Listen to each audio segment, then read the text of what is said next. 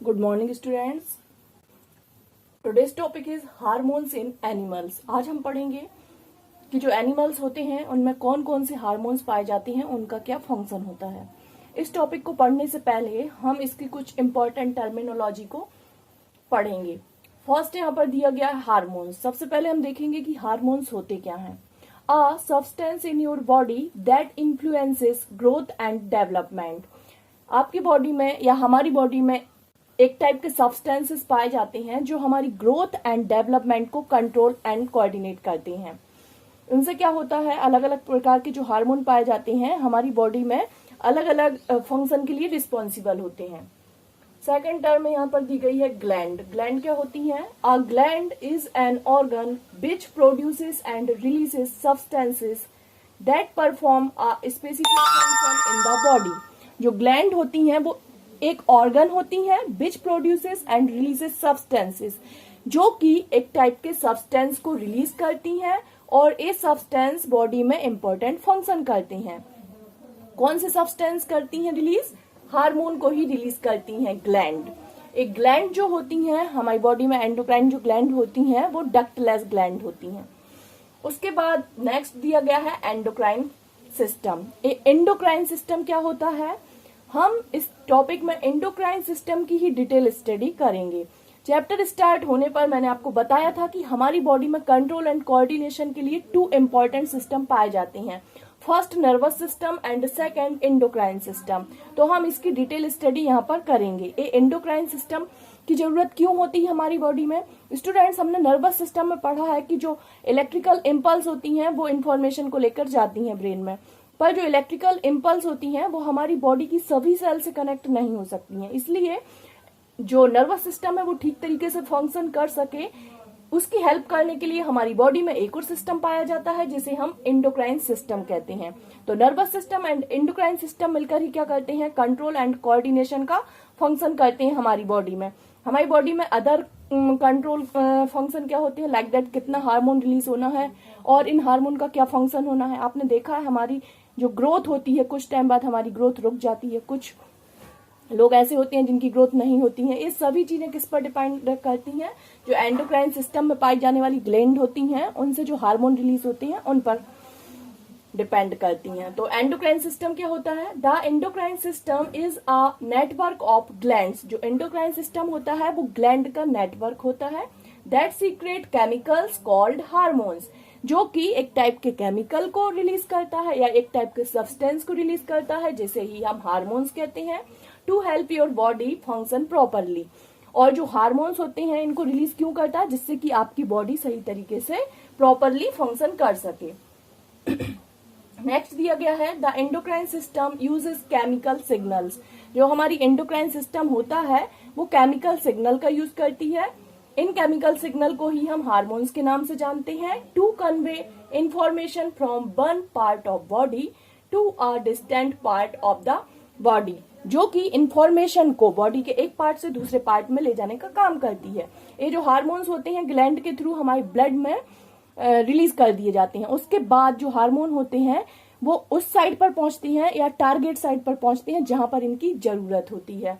तो I hope students इतना आपको समझ में आ गया होगा। आगे हम नेक्स्ट टॉपिक पढ़ रहे हैं एंडोक्राइन सिस्टम। एंडोक्राइन सिस्टम में हम देखेंगे कि जो अलग अलग टाइप की एंडोक्राइन ग्लैंड होती हैं उनसे कौन कौन से हार्मोन रिलीज होते हैं और उनका क्या फंक्शन होता है। सो स्टूडेंट्स, यहाँ पर हम देखेंगे एंडोक्राइन सिस्टम। एंडोक्राइन सिस्टम आपको पता है बहुत सारी एंडोक्राइन ग्लैंड से मिलकर बना होता है।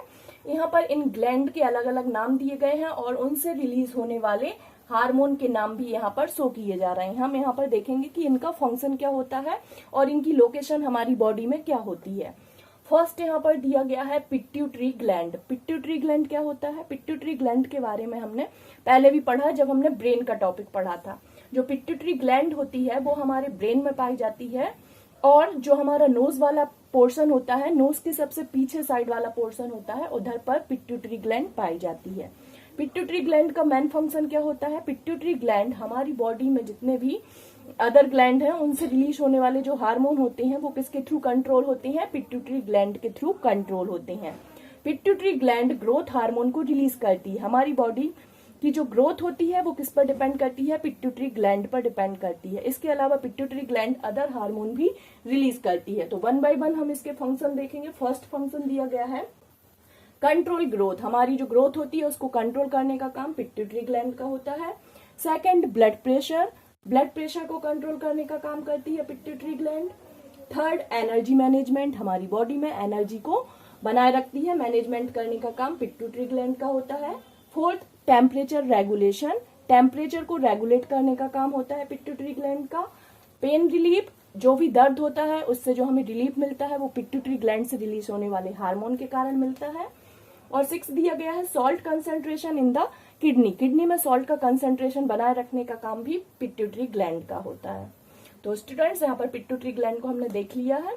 नेक्स्ट हम देखेंगे थायराइड ग्लैंड। थायराइड ग्लैंड क्या होती है? थायराइड ग्लैंड हमारे नेक में प्रेजेंट होती है। फ्रंट साइड में जो उठा हुआ पोर्शन आपको दिखाई देता है उधर पर थायराइड ग्लैंड पाई जाती है। थायराइड ग्लैंड से कौन सा हार्मोन रिलीज होता है? थायराइड ग्लैंड से थायरॉक्सिन हार्मोन रिलीज होता है। थायरॉक्सिन हार्मोन रिलीज होने के कारण ही क्या होता है, हमारी बॉडी में आयोडीन का लेवल सही बना रहता है। आयोडीन का लेवल सही बना रहता है जिसके कारण क्या होता है, हमें ग्वाइटर डिसीज नहीं होती है। जब कभी आपने देखा कि हमारी बॉडी में आयोडीन की कमी हो जाती है, आयोडीन की कमी होने के कारण क्या होता है, जो थायराइड ग्लैंड है वो थायरॉक्सिन को रिलीज करना बंद कर देती है, जिसके कारण थायराइड ग्लैंड में स्वेलिंग आ जाती है और हमें हमारे नेक में क्या दिखाई दे सकता है, एक उठा हुआ फूला हुआ गुब्बारे जैसा स्ट्रक्चर दिखाई दे सकता है जिसे हम ग्वाइटर डिसीज कहते हैं।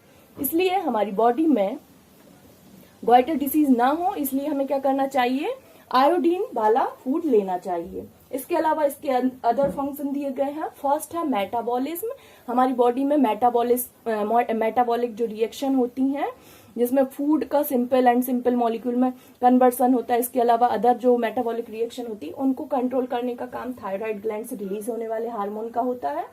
Second digestive function, digestive system सही तरीके से काम कर सके, डाइजेस्टिव फंक्शन सही तरीके से हो सके उसको भी कंट्रोल करने का काम थायराइड ग्लैंड का होता है।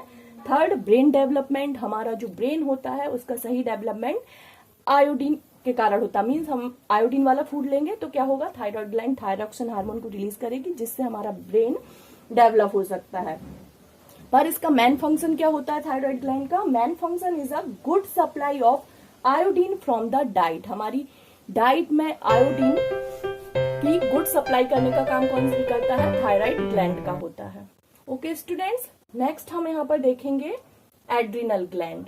एड्रिनल ग्लैंड क्या होती है? एड्रिनल ग्लैंड कहाँ पर प्रेजेंट होती है? एड्रिनल ग्लैंड हमारी बॉडी में जो 2 किडनी पाई जाती हैं उनके ऊपर साइड पेयर में पाई जाती है एड्रिनल ग्लैंड। एड्रिनल ग्लैंड कौन सा हार्मोन रिलीज करती है? एड्रिनल ग्लैंड से रिलीज होने वाला हार्मोन होता है एड्रीनेलिन हार्मोन।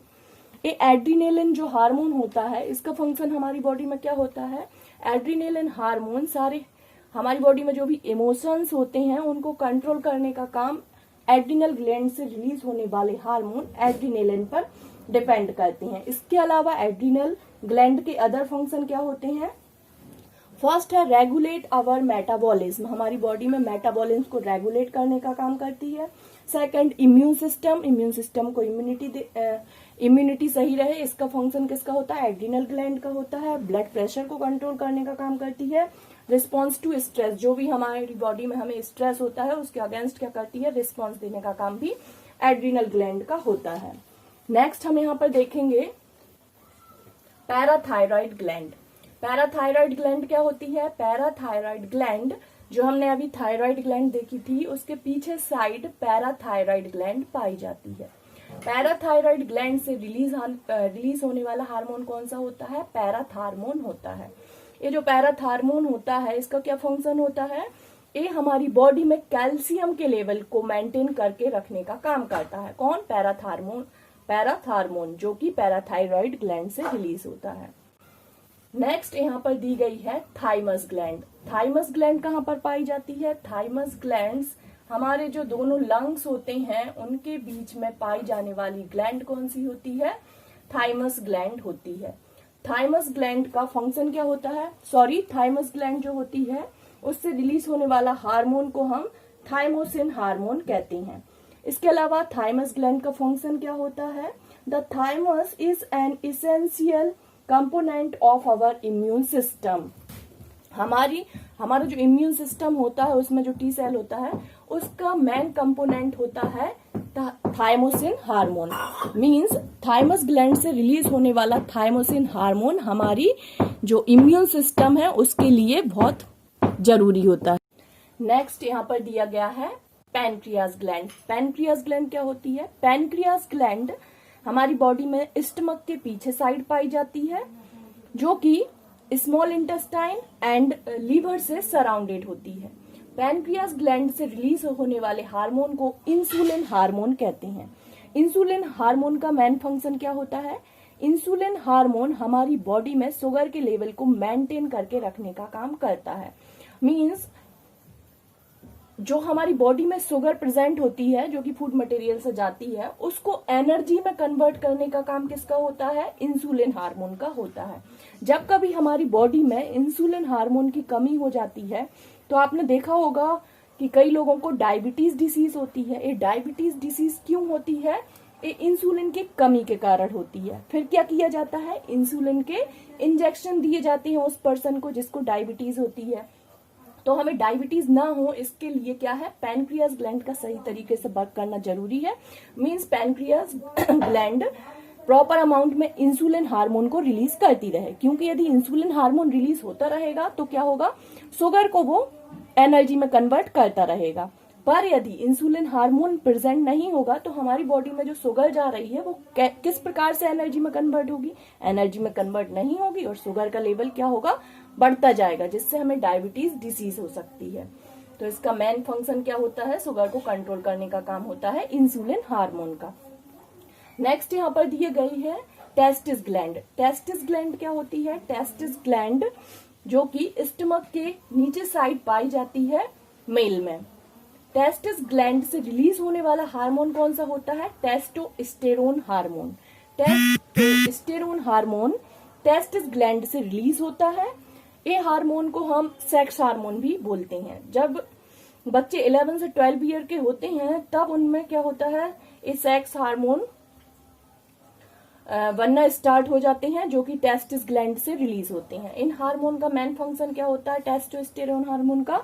इसके बाद जो मेल होते हैं उनमें रिप्रोडक्शन की कैपेबिलिटी आ जाती है। टेस्टोस्टेरोन हार्मोन जब रिलीज होता है तब इसके साथ ही मेल में स्पर्म रिलीज होने लगते हैं।